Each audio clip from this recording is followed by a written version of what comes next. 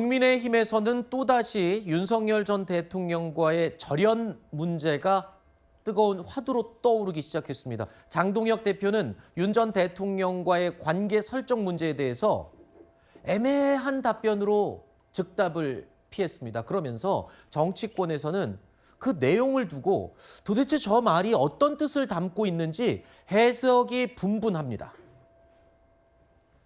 논란이 되고 있는 계엄, 탄핵, 그리고 절연, 윤어게인, 부정선거, 저는 분명한 입장을 밝혀왔습니다. 공식적으로 밝혀온 입장이 변화된 것이 없습니다. 우리와 함께 할 수 있는지 답을 하라가 아니라 그 문제를 해결해 줄 수 있는 국민의힘을 이끌고 있는 장동혁과 함께 해야 할 것입니다. 우리 내부에서 절연의 문제를 이야기하는 것은 늘 분열의 시작이 됩니다. 절연은 분열의 프레임이고 결국 분열의 씨앗을 계속 만들어내는 일입니다. 자, 장동혁 대표는요, 절연 문제를 말하는 건 분열의 시작이다라고 말을 했습니다. 그러면서도 결론은 또 장동혁과 함께 가야 한다. 전한길 씨가 장동혁 대표를 향해서 우리와 함께 갈지를 답을 달라고 했더니 이렇게 답을 한 겁니다. 함께 할 수 있는지 답을 하라는 게 아니라 그 문제를 해결해 줄 수 있는 장동혁과 함께 해야 할 것이다. 저 이 말 이틀 전에 듣고 제가 이해가 잘 안 돼서 여러분께 패널들께 물어봤는데 다 다른 대답을 하고 잘 모른다고 하더군요. 저도 저 말이 무슨 말인지 아직까지 이해를 못 하겠습니다. 네. 그러니까 정치인의 언어가 저렇게까지 해야 되나 싶기도 한데요. 정치인의 언어는 사실 이해하기 쉽도록 하는 게 기본이거든요. 쉽고 명료해야 그 말씀이 좋겠죠. 무슨 말인지 저 도저히 이해를 못 하겠고요. 그 속내는 좀 알겠습니다. 속내는 뭐냐면은 이것도 하고 싶고 저것도 하고 싶은 겁니다. 네. 사실 장동혁 대표가 지난 전당대회에서 대표가 되는 과정에서 지지 기반 자체가 윤어게인 세력과 부정선거 음모론 세력입니다. 네. 이분들을 끌고 끝까지 가고 싶은 장동혁 대표 생각이 있지만 이분들을 끌고 가서는 선거에 진다라는 엄연한 사실이 있습니다. 네. 본인도 그걸 아는 것 같습니다. 그러다 보니까 이것도 하고 싶고 저것도 하고 싶은 건데 분명한 사실은 이 윤어게인 세력이나 부정선거 음모론은 노선이 아닙니다. 네. 이거는 잘못된 것입니다. 잘못된 것은 과감하게 끊어낼 줄 알아야 되는데 네. 지금 이 국민의힘에서 벌어지고 있는 모습은 강성 보수와 중도 보수가 함께 가겠다 이런 문제가 아니라 네. 잘못된 세력을 끊어낼 수 있느냐 없느냐의 문제입니다. 일각에서는 이 장동혁 대표의 이런 화법에 대해서 전략적인 모호성이다. 이렇게 또 평가를 하고 있습니다. 그러니까 조심스러운 걸로 또 표현할 수도 있겠죠. 함부로 어느 쪽에 이 무게를 뒀다가는 공격을 받을 수도 있고 또 한쪽에서 서운해할 수도 있고 하지만 선거를 위해서는 다 끌어안고 가고 싶고 그렇기 때문에 뭔가 모호한 표현으로 전략적인 포지션을 취하는 게 아니냐 이런 해석도 나오고 있는데요. 자, 그런데요. 윤어게인을 대표하는 인물이라고 할 수 있는 전한길 씨. 이 전한길 씨는요. 윤 전 대통령과 절연하지 않겠다는 답을 장동혁 대표로부터 받았다. 그러니까 전달받았다는 취지로 또 유튜브에서 주장을 하고 있습니다. 들어보시죠.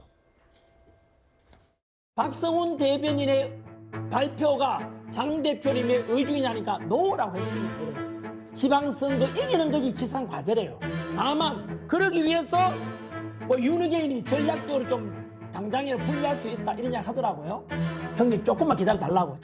장동혁 대표는 어떠한 의견이나 발언을 전한 바가 없다는 말씀을 드립니다. 그리고 단지 제가 거기서 말했던 것은 윤어게인이 구호로 이길 수 없다라는 이야기를 한 것이고 선거에서 전한길 대표 굉장히 사실 순수하고 좋은 분이거든요. 개인적으로 3일 내에 답변을 요구했던 거에 대한 질문을 했었을 때는 저는 그것에 대해서는 내 방송에 가름해달라고 정확하게 말씀드렸습니다.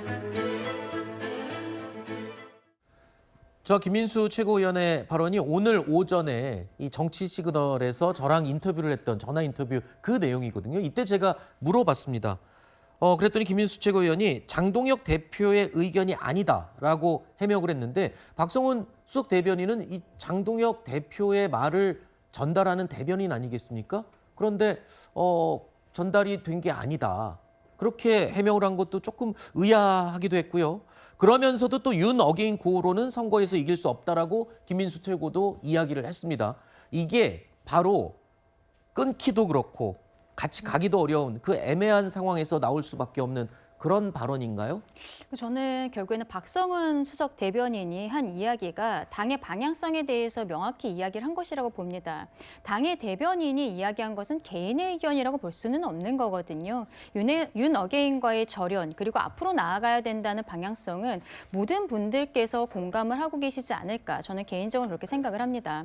다만 아까 장동혁 대표의 발언이라든지 조금 아까 김민수 최고의 발언 같은 경우에는 굉장히 좀 이해하기 힘든 모호성이 있다라고 생각을 하는데요. 조금 아까 얘기해 주신 것처럼 이 두 분은 전당대회 과정에서 강성 지지층들을 뒤에 업고 당선이 되었기 때문에 저런 표현들을 쓰고 있는 것이 아닌가 싶습니다.